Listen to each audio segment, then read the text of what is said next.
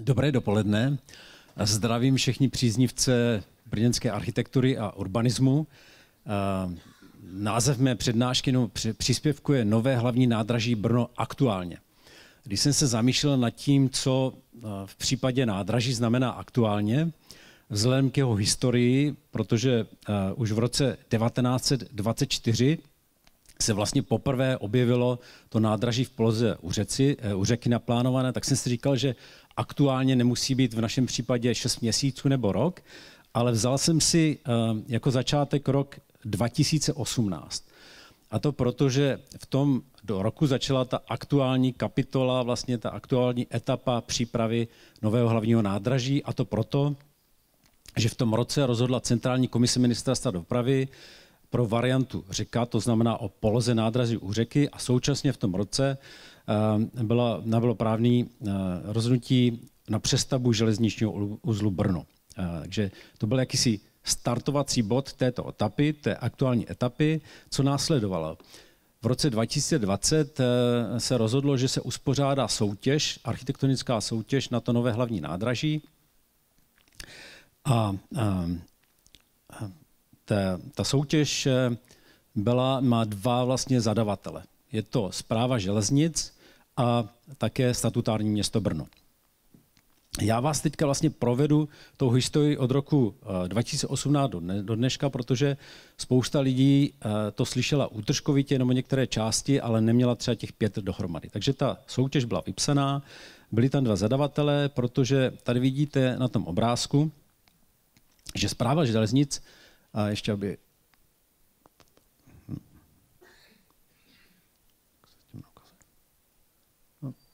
Kdo mi pomůže, jak to... Tak asi vidíte tam řeku Svratku, vidíte autobusové nádraží Zvonařská, vidíte tam taky Baňkovku, a to modré, to je část, která patří Správě železnic, je toto vlastní nádraží a Správa železnic potřebovala soutěž na to vlastní nádraží, zatímco město Brno potřebovala soutěž na to, co bude před nádražím a za nádražím. To je vyznačeno v červeném. Jenom pro vaši představu, to přednádraží je rozměr něco jako Václavské náměstí, takže to je skutečně velké území. Ta soutěž byla nejenom architektonická, ale byla urbanisticko-dopravně architektonická. To znamená, že ty týmy neměly řešit jenom architekturu, ale urbanismus a také i dopravní řešení. Tady to byla mezinárodní, byla uší je zvláštní, nebo je to typ soutěže, která je taková zvláštní kombinace nebo speciální kombinace, která se používá u komplikovaných projektů, jako třeba nemocnice, filharmonie nebo nádraží, protože někteří architekti jsou vyzváni přímo, aby se té soutěže zúčastnili. Důvodem je proto, že tam chce mít některé architekty, kteří už mají zkušenosti s tím projektem, a zaručí nám to, že některé návrhy budou na vysoké úrovni. Ale na druhou stranu se tam můžou přihlásit ostatní architekti, na základě jejich portfolií a odborná porota je vybere do té soutěže. Byla to soutěž dvoufázová, to znamená, že měla 2 kola, a ještě chci zdůraznit, přestože jsme věděli, kteří architekti tam budou, tak je to soutěž anonymní. To má velký dopad na to, co bude následovat. Bylo tam nakonec 12 účastníků, z toho byli 3 vyzvaní. U těch vyzvaných jsme hledali vlastně architekty, kteří už mají tu zkušenost. Byl to Albert Wimmer z Rakouska, GMP z Německa a Bethlen Kral z Holandska. Tady jenom vlastně ilustrace. Albert Wimmer navrhl nádraží ve Vídni, které známe většina z nás, no všichni. A Němci GMP navrhli hlavní nádraží v Berlíně a Bethlen Kral navrhli několik nádraží. Já ukazuji tady toho v Hágu, ale ještě za sebou mají nádraží v Amsterdamu, Rotterdamu, Utrechtu a další. Já ukazuji ten Hák, protože ten se mi líbí. Je tam vlaková, je tam vlastně vlak, je tam metro, autobusová doprava, MHD, kombinace. Takže do první fáze, do prvního kola bylo z 50 přihlášených vybráno 12 účastníků, ty 3, o kterých jsem zmiňoval, plus ještě další, nebude všechny číst, jenom zmíním, že vlastně to byla taková architektonická extraliga, která se do té soutěže přihlásila, bylo z 15 zemí, můžu třeba jmenovat Grimshaw Architects z Velké Británie, byly tam Snohetta z Norska, Diller Scofidi a Renfro ze Spojených států, Omas, RM Koolhaas z Holandska anebo BIG z Dánska. Do druhého kola postoupili 4 týmy, Bentham Kraul, Pelčák a partner Miller Reimann, to byl kombinovaný česko-německý tým, Ingenhoven, Burjan, Křivinka, Koleček, Jura, německo-česko-švýcarský tým a BIG z Dánska. Asi víte, jak to dopadlo. Já tady budu mít ilustraci, takže na 4. cenu dostal BIG. A vidíte, že řešení bylo takové velké zastřešení toho nástupiště. Nazývali to trn. Tohle je pohled vlastně zvenku, potom máme pohled z nástupišť. Všechny ty návrhy vlastně měly to, že když přijdete do Brna, stojíte na nástupišti, tak první, co uvidíte, nebo uvidíte Petrov, naši katedrálu, a tohle je vizualizace, jak by to vypadalo pod tím nádraží, ta hlavní pasáž, vstupní pasáž. 3. cenu dostalo Ingenhoven, Burjan, Křivinka, Koleček, Jura. Měli také zastřešení všech nástupišť, ale trochu jiné řešení. Vidíte, že vlastně to zastřešení se přesahovalo do veřejného prostoru před nádraží. Takhle by to bylo na nástupištích a tohle vlastně ten předprostor. Možná to trochu připomíná, vy, co sledujete, co se děje v navrhování nádraží, vlastně ten návrh na nové hlavní nádraží v Praze. Na druhou cenu dostal Pelčák partner Miller Reimann a vidíte, že to je trochu jiné řešení, protože není zastřešené celé nástupiště nebo celý vlastně ten prostor, ale jenom nástupiště. Takhle by to vypadalo, dřevěná střecha nad nástupišti a toto je pasáž.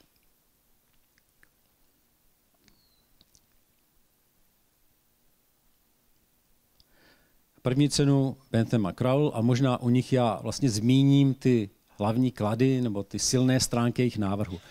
Vidíte, že mají zastřešený vlastně celý ten prostor, kde budou jezdit vlaky a kde budou vystupovat cestující. To znamená, zásadní byl komfort cestujících. Druhá věc, měli poměrně velkou vstupní halu, která odkazuje na klasická vlastně nádraží, na ty vstupní haly, které vlastně byly reprezentativním prostorem toho města. Další měli inovativní věc, který žádný jiný návrh neměl, a to, že to autobusové nádraží, které nahradí nádraží u Zvonařky, není schované pod zemí nebo pod tím autobusovým vlakovým nádražím, ale je na stejné úrovni jako ty vlaky, což pak uvidíte dále. Dále to bylo to, že to nádraží je zdvižené, vlastně není na terénu, 7 metrů na terénu, ale jejich řešení bylo, že celé to není na mostě, ale část, která není potřeba dělat na mostě, je na násypu, to znamená, je to ekonomické řešení a potom tam bylo taky velice kvalitní zpracování veřejných prostranství.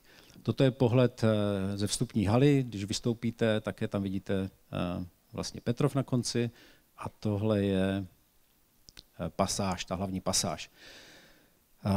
Soutěžící měli za úkol nejenom udělat vlastně vkládací model, který jste viděli, když jste byli v předsálí, ale měli také za úkol udělat průlety tím svým návrhem, protože to je vlastně pro širokou veřejnost společně s tím modelem velice kvalitní, vlastně, jak ten návrh představit. A já vám teď pustím videa těch průletů prvních 4 cen.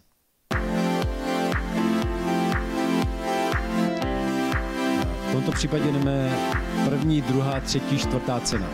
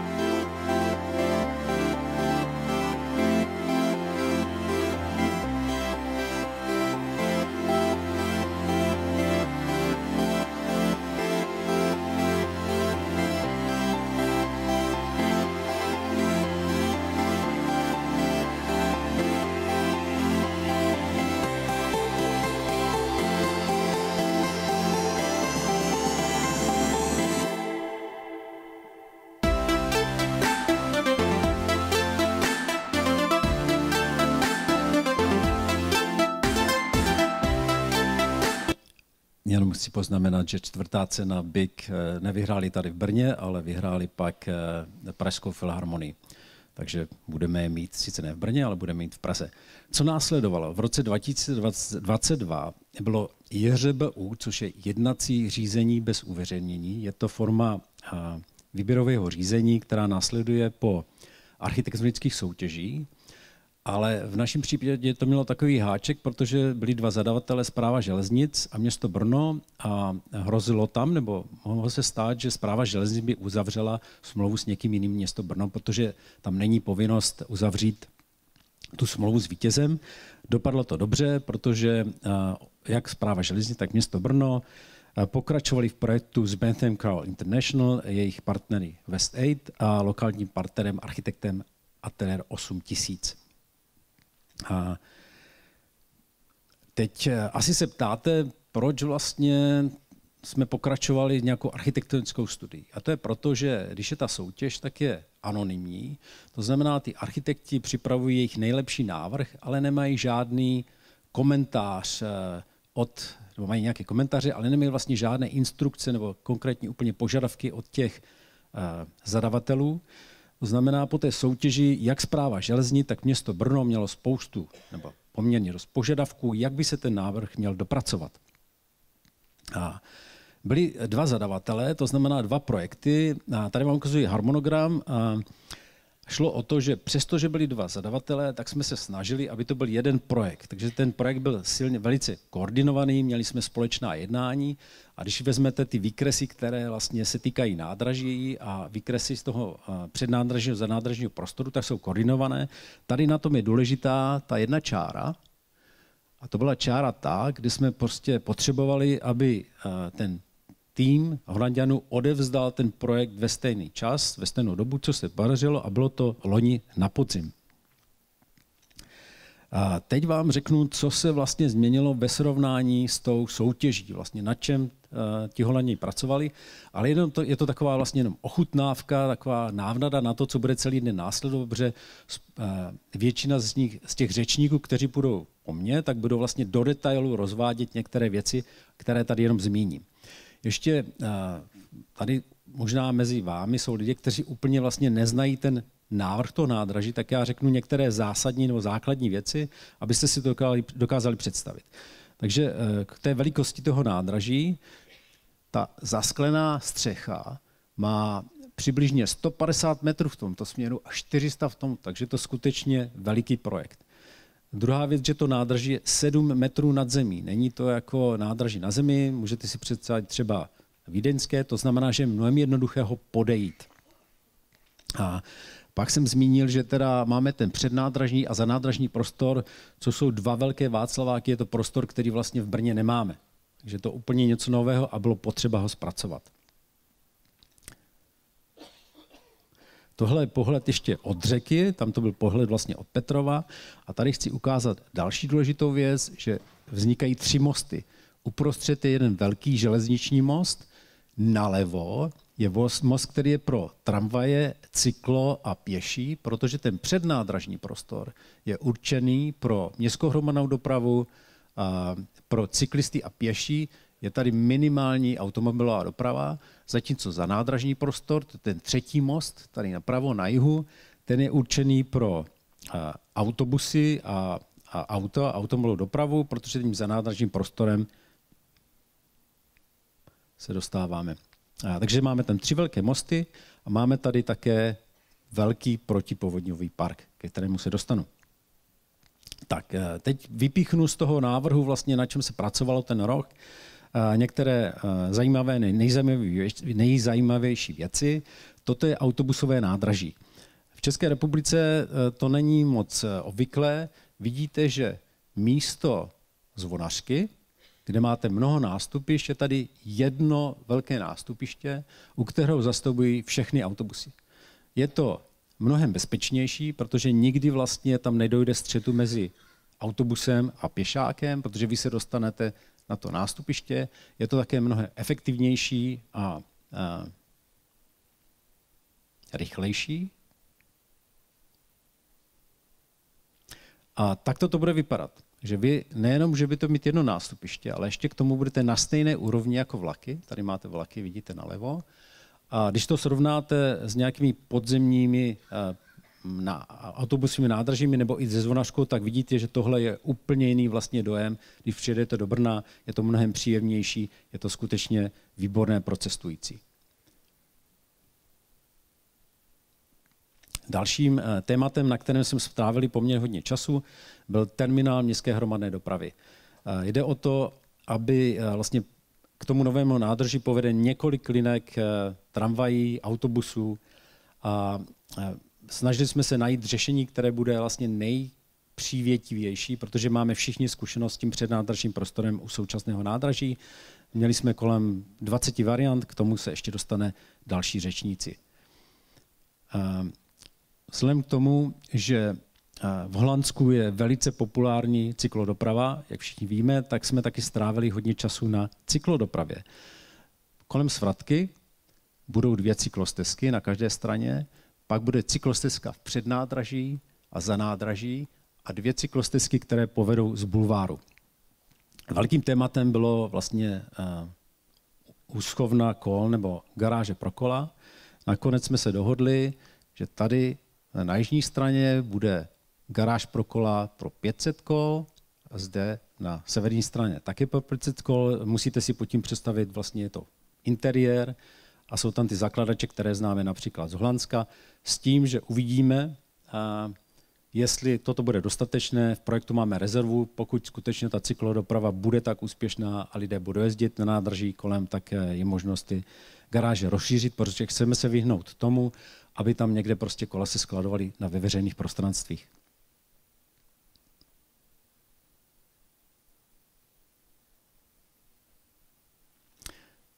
Dalším tématem byla pěší doprava. Dělaly se simulace pěších proudů počítačové a to nejenom vlastně na těch nástupištích, ale dotáhli jsme to i dále, že jsme dělali simulace pěší dopravy v přednádražím a zanádražím prostoru.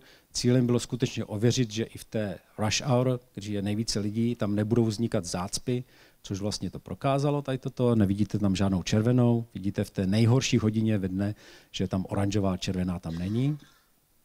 Řešila se statika. Když se podíváte na tu vstupní halu, tak toto je ocelový nosník, který je obložený cihlou, ale ta klenba je celá dřevěná. Takže šlo o to, aby jsme neměli jenom nějaký ideový návrh, ale aby skutečně to bylo dotažené, aby to bylo postavitelné. Stejně tak zastřešení těch nástupišť, protože jak jsem říkal, je to velká plocha 150 na 400 metrů. Je to kombinace ocelových a dřevěných nosníků se skleněnou střechou, s fotovoltaickými články. A je to něco, co existuje, podobné vlastně zastřešení je v Holandsku v Rotterdamu. Velkou otázkou taky bylo vlastně výškové budovy. Jak už tady bylo zmíněno, vlaková nádraží jsou jedna z největších veřejných staveb a měla by se nějak vlastně proměnit i promítnout i do horizontu města, protože to nádraží je velice horizontální, to znamená, z dálky není vidět, tak ta myšlenka je taková, že jsou tam 2 výškové stavby. Jedna je u vstupu do hlavního nádraží a druhá je na druhé straně vlastně u toho podjezdu. A myšlenka je, abyste i z dálky vlastně viděli, kde to nádraží je. Památkáři na to mají trochu jiný pohled, takže jsme měli velice intenzivní jednání, mnoho jednání, jak s památkáři z Národního památkového ústavu, tak z Ministerstva kultury. A to musím ocenit holandské kolegy, že skutečně ke každému neustále to předělávali.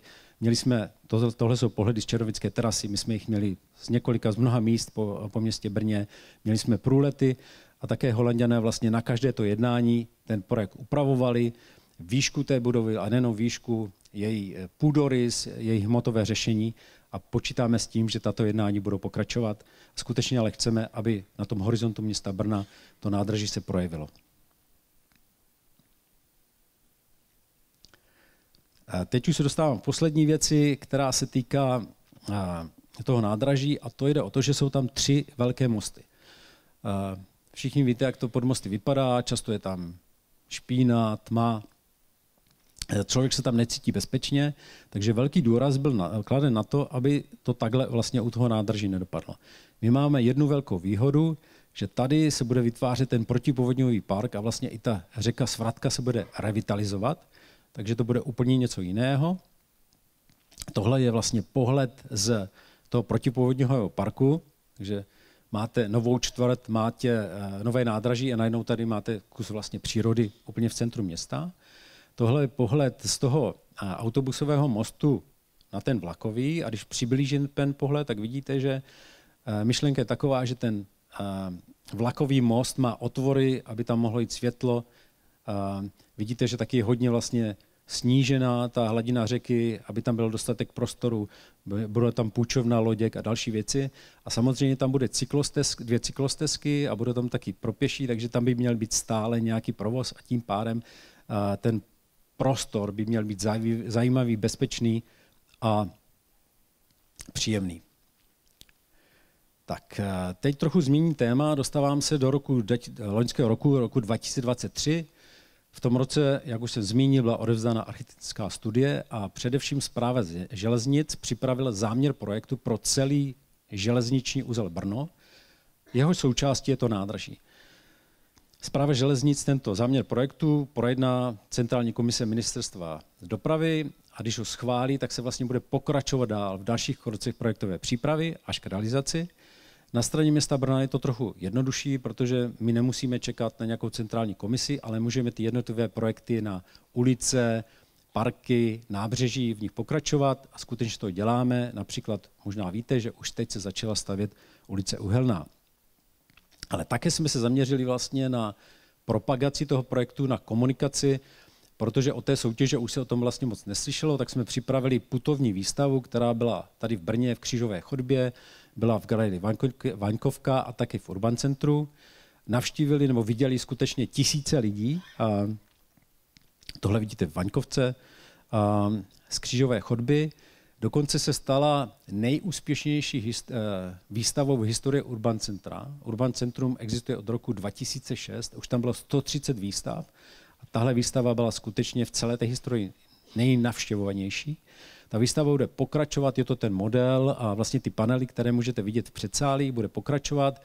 Pojede do Prahy, kde bude na novém hlavním nádraží, potom v Technickém muzeu, pak se bude vracet nazpátek sem do Brna. Také jsme připravili, nebo máme katalog k té výstavě.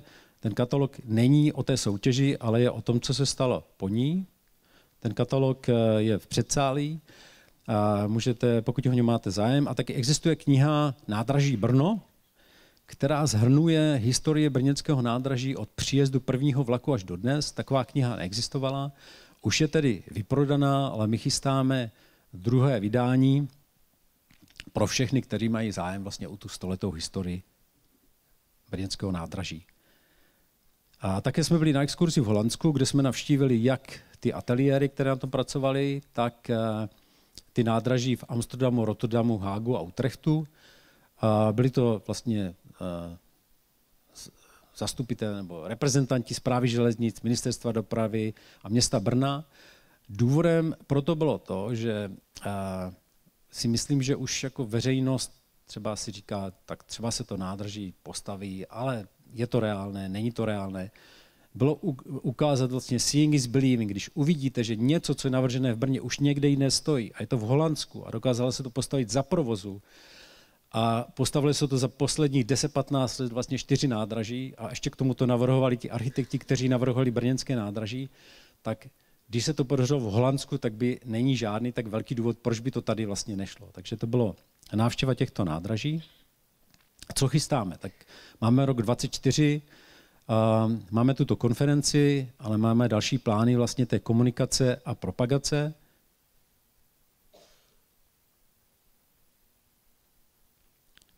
Virtuplex. Já nevím, jestli jste slyšeli o Virtuplexu, je to virtuální realita 1:1. Je to úplně něco jiného než virtuální realita v pokoji nebo na počítači, protože jste v takovéhle velké hale, máte na sobě brýle a procházíte se tím projektem.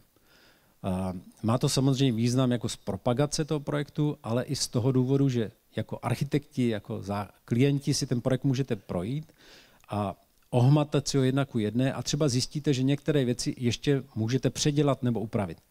Správa železnic už v tomto Virtuplexu má udělané nádraží na Smíchově a Masarykovo nádraží.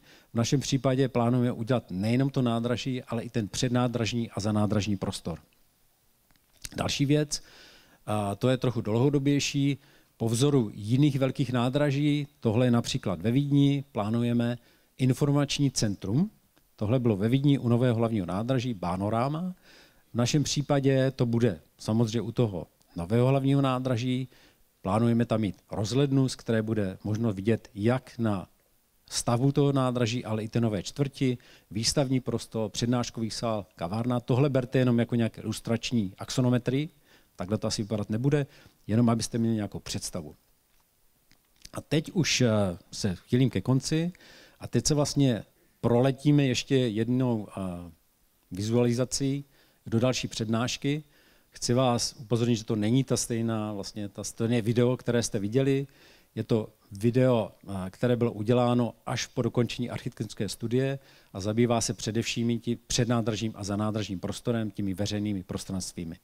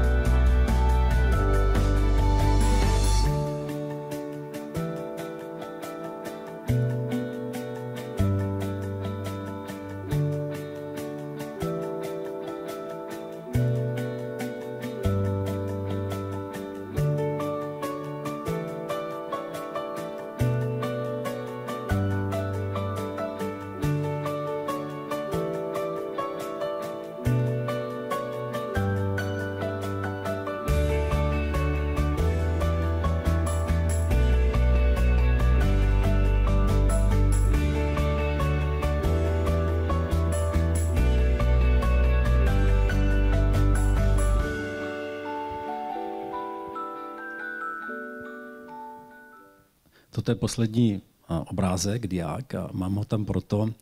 Vidíte tam část týmu, který pracuje na tom novém hlavním nádraží a žubu. Je to z Urban Centra a já myslím, že z toho je vidět ten náš optimismus a pozitivní přístup, protože skutečně věříme, že tentokrát se nám to podaří to nádraží dotáhnout až do konce. Děkuji za pozornost.